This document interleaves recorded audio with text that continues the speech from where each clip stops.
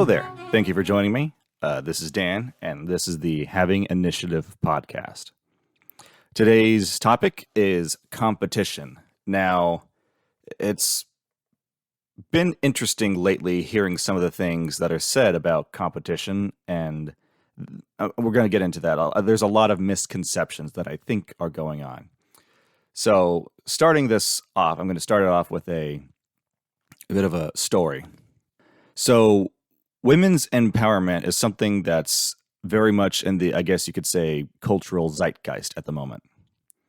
And a full disclosure, I'm all for it, but I have some disagreements on what empowerment is, and I think that's going to be another podcast. But there's a lot of initiatives and efforts right now, since it's in the cultural zeitgeist, initiatives and that kind of thing to get more women involved at various levels of leadership in the workplace, or that word is thrown around, empowerment, but with a particular focus on getting more women involved in leadership roles or management and that kind of thing, largely in corporate America, that kind of thing. There's these ideas that are being passed around that, okay, we want more women in the workplace, so we should make the workplace a more welcoming and inclusive domain. Now, so far, so good, although inclusive is a word that is being abused, in my opinion. In order to make these environments, I've heard this in a couple of places. It's not necessarily the norm. In order to make these environments more inclusive and more comfortable for women so that they will feel comfortable to come in and do everything, don't use words such as competition and several others. Now, I have seen corporate memos where this is passed along, and they're very few and far between. But if they're not explicitly saying that competition is a word that might make women uncomfortable, then it's somewhere in that vein. Words are scary, apparently. Now, I can only speak for myself, but if I was told that, don't say the word competition around Daniel because that might make him feel uncomfortable, I would be insulted.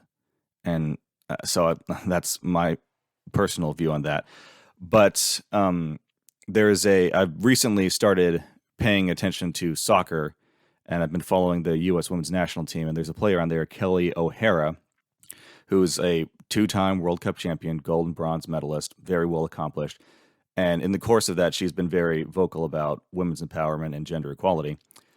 And she was being interviewed, and this is me paraphrasing, so don't quote me on it, where she was asked, whenever you're playing in the NWSL, National Women's Soccer League, when you're playing there, are there players that you meet on the other team where you know that they're really good and you're like, oh man, they're so good, I wish I didn't have to face them today?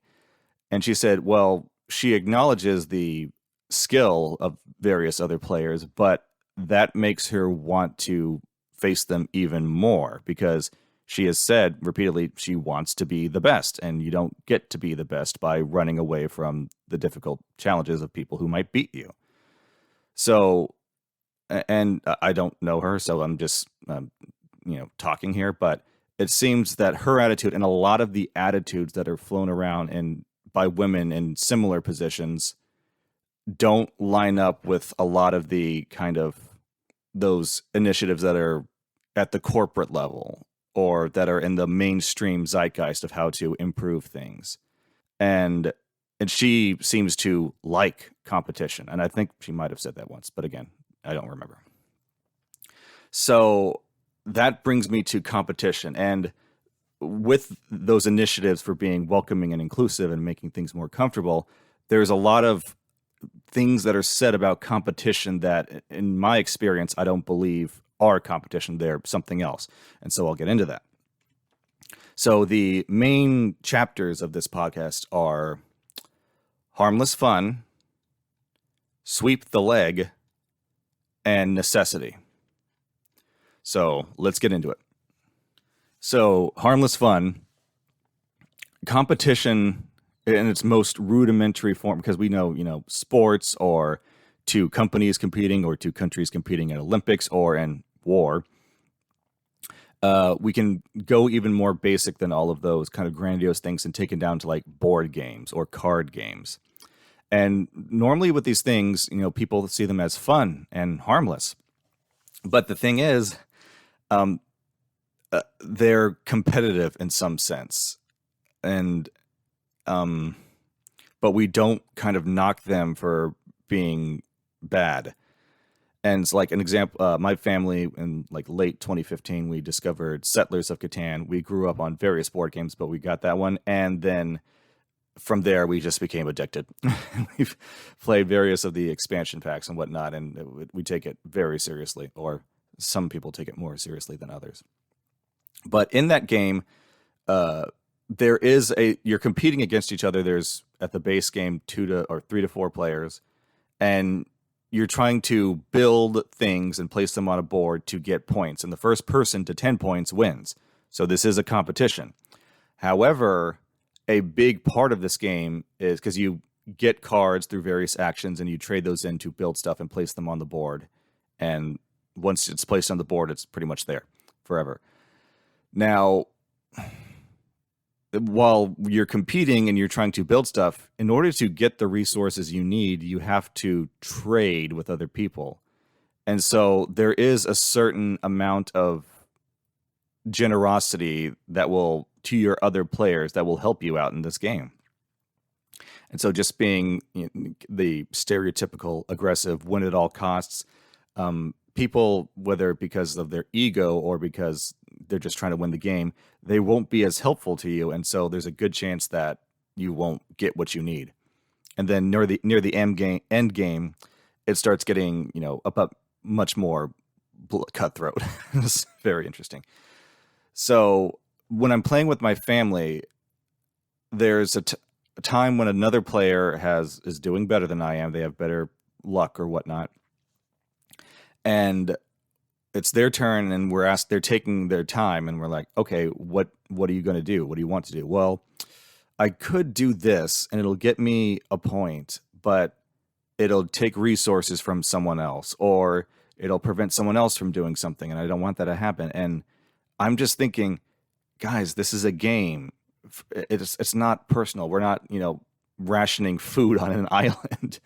And also, you're trying to win. So I understand that you're going to act in your own interest, whether it's early in the game or later, because I have no illusions about this. We're all trying to win. I'm trying to win.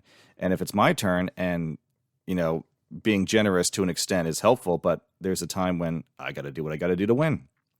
And so that was a bit frustrating. And that right there, that attitude of, I don't want to, I guess, hurt others in my pursuits. I think that's something that gets associated with competition, is that for me to win, you have to lose. And I mean, technically, if only one person can win, then yes.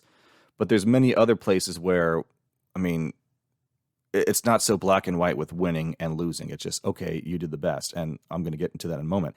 But with that winning and losing aspect, winning and losing builds a certain amount of character. Like there's this debate going on about kids in Little League, and there's the quote unquote trophy or participation trophy generation, how kids were given trophies even if they lost because the parents didn't want to hurt their feelings. And as a result, as adults, they always expect something, even whenever they're not trying or they're not doing well. And they didn't. So, and with that, that participation trophy took away the chance to build character with winning and losing. If the kid wins and is a complete asshole, that's something that at that age hopefully will come back to bite them, and they'll think, okay, so when I win, be as excited as you want and proud in your accomplishments, but don't become an asshole. Or if you lose, it's like, okay, kid, yes, you tried hard and you didn't win this, and that's okay. This is one game in this course of your life. If playing this sport or whatever is something that you really care about, learn from this losing experience and come back stronger the next time. And so playing a game in competition, because that's what we're getting at, it's something that can strengthen you for life whenever you win and when you lose. Because in life, even if it doesn't seem like you're competing against a person, There's other things in it, like you have goals that you want to accomplish. You may or may not get there. That can be considered a loss in a sense, depending on your outlook, or you can go from there. And this was kind of like I read with movies. There's different you need conflict, and there's different kinds of conflict, like man versus man. Like obviously with competition, we're going against a person, or like man versus nature, where like someone's trying to climb a mountain, and there's no person stopping our protagonist. It's just nature, and it's kind of like that with life. You compete against others to prepare you to compete against reality, I guess, to trying to do your goals and that kind of thing. So, a common argument against competition that I hear is that if one person wins, everyone loses, and therefore having a competition and finding that winner is just hurting everyone else but the winner. Some people argue that if anyone is doing better, it is at the expense of everyone else and not as a result of their own efforts. That tends to be the argument for communism. And so they say success is something that you took from me, therefore it's unjust. Now, I mean, if we're talking about limited natural resources and like I guess a competition for whoever grabs the most, I mean, you could make a point about taking from others, but those are never the arguments against competition. And on that point of distributing things evenly, I mean, sooner or later we have to decide who should distribute things evenly. Well, generally most people would say it's the person who's the smartest or the best at that. And how do we figure that out? Probably some sort of competition, whether it's an event or if we just take a look at some kind of measure and find out who was the best. So that argument about whoever wins, everyone else loses, they argue it's being compassionate for everyone else, but normally it's about envy of those who were successful, not concern. Or it's just protecting the ego of those who lost. And the argument is awfully selective about one person or a group of people being more successful than others because they'll say that their success is a result of their privilege or my lack of privilege, and therefore it has no meaning. And then on a dime, someone or I could say in some circumstance, that person or group over there that I was not a part of, we share gender or ideas or skin color, and therefore we are connected. And so your success is my success, even though I didn't do anything or accomplish anything or compete to win anything. So that thing is kind of a self-esteem boost that I see going on a lot these days. So whenever you're looking at the success of others, just bear in mind there's always going to be someone better. The best martial artists I've ever met they all say there's always someone better. And it's not necessarily and a kind of infinite recursion kind of thing. It's more the notion of we're all just people, and even the person who is the best is not a monolith of being perfect at that task at all given times. And so with competitions, oftentimes it's just a litmus test. So if someone's doing better than you, don't get jealous, don't get bitter, get better. So work harder and smarter. And you know what? If someone's doing that much better, why don't you go and ask them, hey, what's the secret to your success? But just make sure that you're a willing student whenever you do that, if you're asking for someone to teach you something. So I mentioned that, competition takes many forms all the way down to board games. Well, competition or competing is a chance to build your problem-solving skills. Like with the board games, we think, okay, this is just mindless fun. And some of the newer ones, I would argue, yes, are entirely mindless.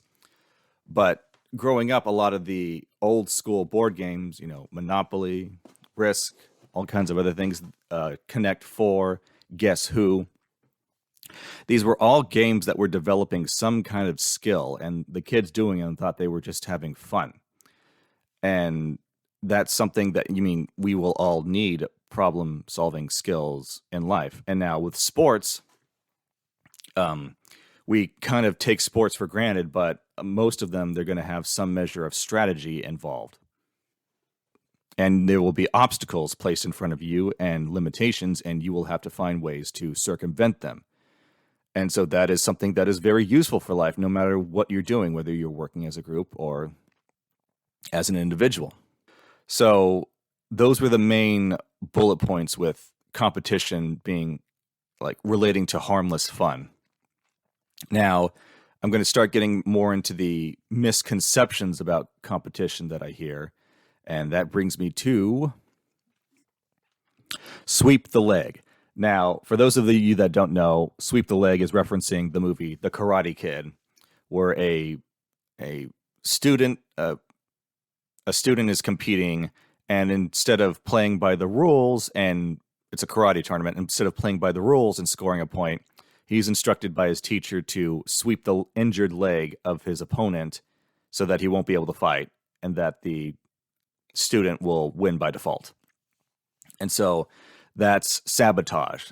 Now, a lot of times when people object to competition and they share their objections, what they're talking about isn't competition, it's sabotage. Because they mention, okay, well, in the Karate Kid, they were competing, and look what Johnny did. He swept the leg, and that just because he wanted to win. So that's what competition is. It just brings out the worst in you, and it causes you to attack people and not be honorable, that kind of thing. Or, like I talked about etiquette with winning and losing, there are bad winners and bad losers who do various things. And this isn't sabotage per se, but they say, look, competition made them do that. And it's like, no, they did that all on their own, and they didn't learn the lessons earlier in life, I guess, that kind of thing. Or whenever you hear about corporate espionage, they're saying, yes, they are competing for better sales or better products, that kind of thing. But if another one attacks another one, it's like, hey, it's competition. All's fair in love and war, that kind of thing. No, that's not competition. That's sabotage or some other illegal activity, whatever the term is. So I wanted to make clear here that sabotage is not inherently a part of competition. Now, depending on what game, quote unquote, you are playing, it could be an option, but sabotage and competition are not the worst. I mean, they're not the same thing. And in the vein of sabotage and why competition has a negative rap, people argue that it brings out the worst in people. Okay, if it's a team game, it's they divide it into the us and the others, us versus them, and they argue that by dividing people into others, it naturally causes us to hate them. And, sometimes that's true. But again, that's not competition. That's you not being in check. And so the argument there is that it brings out the worst in people. And so whenever it's contrasted with the arguments for competition about how it can, build problem solving skills, teach us to persevere, that kind of thing, the argument is, well, it brings out the worst in people because it divides us. How about we instead work together, quote unquote? And I'll elaborate on that in a bit. But I just wanted to iterate sabotage and those aspects of dividing and viewing your opposition as your enemy or evil and hating them. That's not competition. It's something else. Now, it does seem to, people fall into that. And that brings me to my next point. I was just reading, I think it was Harry Potter and the Order of the Phoenix, and some of the normal kids, quote unquote, were talking about Quidditch, and Hermione hops in and is like, you know what, I think this Quidditch thing is really stupid, and you're putting way too much importance on it, and it just turns the houses against each other. And the other kids just look at her like, you don't get it, that kind of thing. And she says, well, at least my happiness isn't contingent upon a game. And that right there, she's right and she's wrong, because the houses, they had division against each other just by being different, and that's even without the house trophy competition. But also she's right, is that her happiness wasn't contingent upon who was winning and losing Quidditch, and there was truth in that. And so with competition, sometimes it can get easy to place way too much importance on that. So oftentimes when I hear people object to competition, whether it's at corporate America, as I mentioned, or if it's like with small games at school, it's the argument is that competition, it makes people uncomfortable. And I tend to say that that's rooted in temperament, not as a kind of universal fact. Where it's like, well, you may like it, but most people don't, that kind of thing. And that's tricky. But like as I mentioned with that corporate America case, to make people more comfortable, or to make women more comfortable, let's not say the word competition.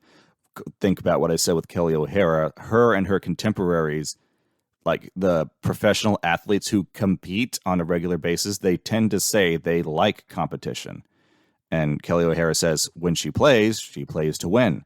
And she's racked up a lot of injuries, but she still came back to that game that caused those injuries. She liked it. And a lot of people don't share that temperament. A lot of people, I guess, they, as a result of not having that temperament, they view competition as a negative. And so the counter argument for that, of having that lack of temperament, is I tend to notice it's about, they say, we just want to get the best out of people. And if people are more comfortable rather than being scared or anxious, they'll do better. Or if they feel welcome and more safe and secure, that will get the best results out of them, and they will do their best. Now, since competition makes people uncomfortable, particularly those that lack that temperament, it gets vilified. And unlike the cases of that corporate America memo I saw, it tends to get outlawed. And so they're arguing for the compassion of others, but oftentimes I view it's just a mask to protect the ego or self-esteem of people. And personally, I speak as someone who was early in life very soft, and I had to change that. And I've still got a long way to go with changing that. And I'm definitely not, I'm sensitive to people in that situation, and I understand, but life is hard no matter who you are, no matter how successful or privileged you may be. And sooner or later, you have to rise up to things. And so I would say that for the people that are uncomfortable with competition, we got to get them more comfortable with it. Competition is necessary for growth. And that leads me to there is a necessity to competition. Now, if you haven't heard, here's the expression, necessity is the mother of invention. So that argument about, instead of working against each other, let's work together and build the better future. And that's the idea that's thrown out. But the problem is that you can't always know what you need to work on or improve unless you have tested yourself against something. And we don't, necessity is the mother of invention. We don't bring out our best and learn to persevere unless there is something in our way that we have to overcome. And, there's the argument, well, not the argument, but if you work harder, you will get better. Yes, but in a vacuum, you don't necessarily know what to work hard for. And also there's the argument, work harder, not smarter. Well, you should do both and make sure that your hard work is smart so that you are achieving your goal. But again, in a vacuum, in the absence of competition or having something to know, having something to test yourself against or to work towards, you just hard work. You don't know how to work hard to work, and you don't know what to work for. And so competition at those various levels, whether it's the board game all the way up to the sports or, something bigger, that is the test of our competence. Like with a high jump, you're competing with the heights of the other competitors. You can run and jump on your own, but until you know, okay, that other person over there is jumping higher than you, that's your new goal to beat. And so that's something that you test yourself again. Or you've trained in martial arts and it's like, okay, you feel pretty good about yourself. Now face this person in the octagon or the mat or whatever, and you'll find out just how good you really are. Or with mathematics, you think you've got a pretty good grasp on it. You take a test and compare it to the scores of the others to see just how, good you really are. Competition is something that gives you that chance to test your competence. I took a martial arts class where part of it was being pushed down to the ground, and you have to roll in order to not hurt yourself, not to just slam into the ground. So we were learning that. And I've done a couple where we do groundwork, and oftentimes it's done on soft mats because the ground is hard and it really hurts. But I did one where we weren't on a mat. We were on basically linoleum or something hard and durable. Maybe it was like a rubbery substance, but it was not soft. And the teacher explained that the we're doing it on the hard surface because a soft surface is like a fickle friend that just says nice things about you and doesn't point out your flaws. Now, with rolling on the ground, you needed to relax, and the more tense you were, the more it was going to hurt. And so you had to, as you were rolling, not be super tight, particularly in your back. And so the hard surface was pointing out, you're tight here, and this is where you need to relax, that kind of thing. And so competition is just like that real friend that is pointing out your inadequacies, not for the sake of tearing you down, but to show you, okay, this is what I need to work on. So a phrase that's being thrown around a lot these days is that you're perfect the way you are. Now, as I mentioned about soft temperament, a lot of this, that saying that you're perfect the way you are, we're trying to be nice to people so that they will do their best. And I've been watching this for a few years, and I think it was done at first to help self-esteem. This notion was made to counter ideas like your worth comes from a result of your body image, or, they see someone else achieving something, I'm not as good as that world record holder, and so I'm worthless. It was basically people were placing their value on things that weren't that important, or they were placing their values on perfection.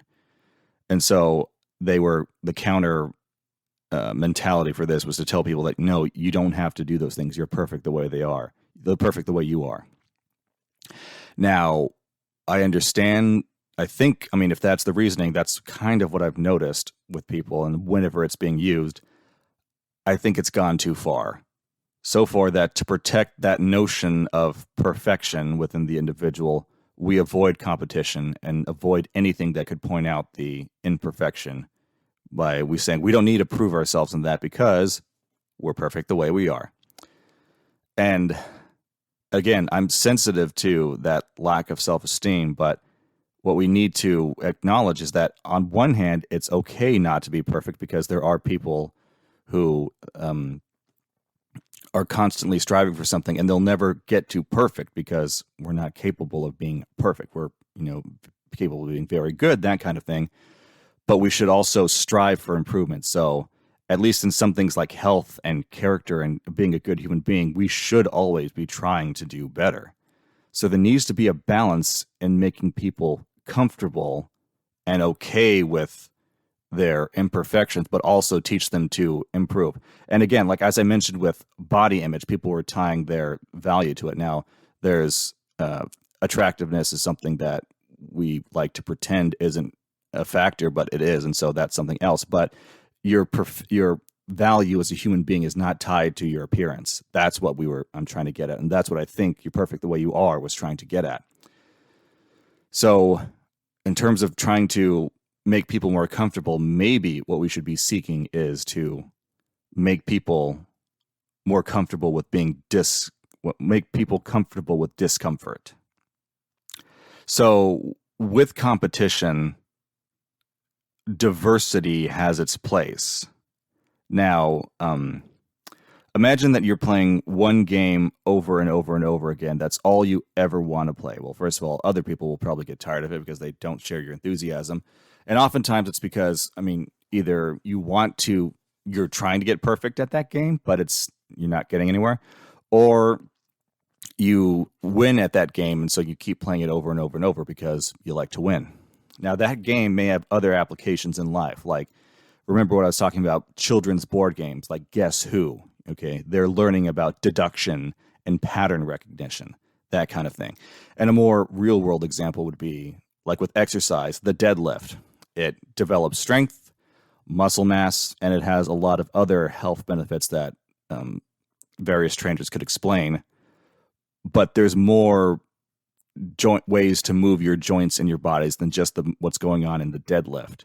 And cardiovascular health is important, and the deadlift only gives you so much.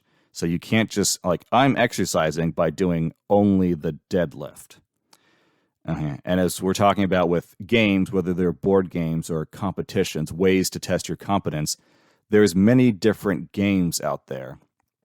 And while there's definitely utility in specializing, dabbling in other things to an extent ultimately will, I think, can help feed into that one domain that you care the most about. So don't get stuck competing in your comfort zone. Another argument against competition is that, like, it's kind of what back to what Hermione said, is that there's something you're chasing after, and since you're chasing after that goal, whether it's first place, best in the world, that kind of thing, if you don't get it, then your happiness could become contingent upon getting that goal, and so you'll be sad just because you didn't win the soccer game or the board game or that kind of thing. So my argument against that was, first of all, yes, don't let your whole identity be wrapped up in a particular goal. I understand there are people who excel at various things and it's like their life's work, but I hope that even there are things that are very important to me. Even I acknowledge that life is not just that one thing. And the argument against, not the argument against, being content and in competition brings out this drive to, conquer and get more and more and more and faster, is that as humans, we're built for a certain level of discontent. And it was this was explained to me by hunger, which is that as humans, we get hungry, we go get food because we're hungry, we eat it, and we're not hungry. And so that's the example of being content with accomplishing a task, but then we get hungry again later. And so that level of discontent is something that drives us to exist. And there's parallels with medicine. I've seen learned about with patients rehabbing them, is that your body is basically use it or lose it. So there's this argument against having patients who are recovering just sit in bed to recover and heal. There's a necessary amount of that, but they have to get their body moving and working, and that's what causes their body to repair itself. You have to have something to move towards, and moving towards that goal, you will have a certain level of discontent. So that's my counter argument to competition just brings you out to get more and more. And yes, things can be going too far, but it's necessary in order to live, to improve, to be a good person. We have to have something that we're lacking that we're pursuing. So, wrapping this all up, I would say know what competition is and what it isn't. And you don't have to go by my definitions or rigidly the things that I've said, but hopefully you've seen what I'm getting at here with competition isn't evil, not inherently. And the bad things that happen, I wouldn't say those are a built-in feature of competition. They're things that can happen. Now, your job is to make sure that in your life you don't do that, and hopefully you can guide other people to not do them. And this was, I think, I heard Kelley O'Hara say it, iron sharpens iron. In the competition in your life, don't take it as this is crushing me, or I tried to do something and I was, destroyed, that kind of thing. Take it as this is pointing out what I need to work on and what my limitations are, and I need to apply myself to improving them. And don't get too downtrodden. There's the expression, sometimes you win, sometimes you lose. Well, the improved version of that is sometimes you win, sometimes you learn. That's something that I found very useful. And no matter what you do in life, a little competition here and there can help you grow. Okay, so I hope you've enjoyed these musings about competition. And if you've made it this far, thank you for listening. And now it's time for a little bit of housekeeping. Thank you, guys.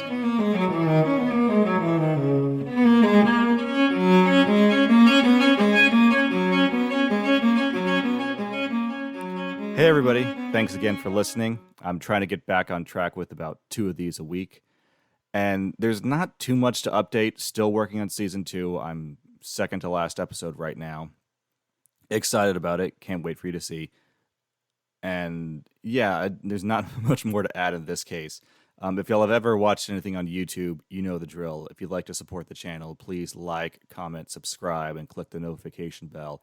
And just share this podcast with any of your friends. And of course, if you have any thoughts on what I said in this episode, please let me know in the comments. So thank you, and I hope to hear from you again.